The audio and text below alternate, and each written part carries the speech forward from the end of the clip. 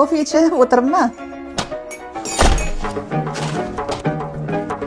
Assalomu alaykum. Nimalar qilyapsizlar? Voy bolam, yaxshi keldingmi? Charchamasdan. Ovqatlar tayyor, mana hozir ovqatlanib sizaman. Bak, qo'lni yeb chiqqan. Ha, qornim och.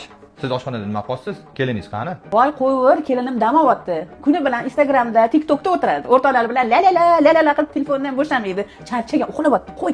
Mana bugun bir safar keliningiz oldinda ketsa bo'ladimi? Qoni bilan sal qiynalyapti-da orqada o'tirishga. Voy bo'ladi bolam. Mani belim ham, variko'zim ham bor edi. Mayli, kelinim oldida o'tirib keta qolsin. Ona joylashib oldingizmi? Yaxshi o'tiribsizmi? Chiqatingiz og'rimayaptimi?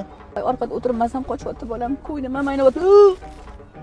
Hali daha shu yurmadik-ku, oyijon. Voy bolamni bolasi, ey, o'zib to'zib ketibsan-a. Men senga marliga o'rab dumbalab olib keldim. Shim tushunib olgin. Ketidan fransuskiy salat, sumalaklar yedirib qo'yaman, xo'p? Voy oyijon, nima qilyapsiz? Bolaga bunaqa narsalar mumkin emas-ku. Hali oshqozoni buziladi. Yeringizni ham shunaqa katta qilganman, chiqatib buzilib qolmagan-u.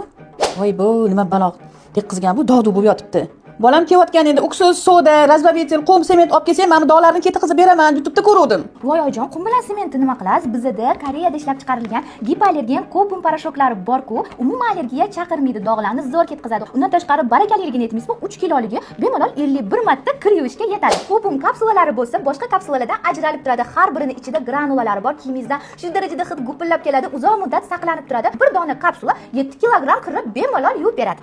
Ha, shu yoqqa kelganda kallangizni ishlab turib, malades.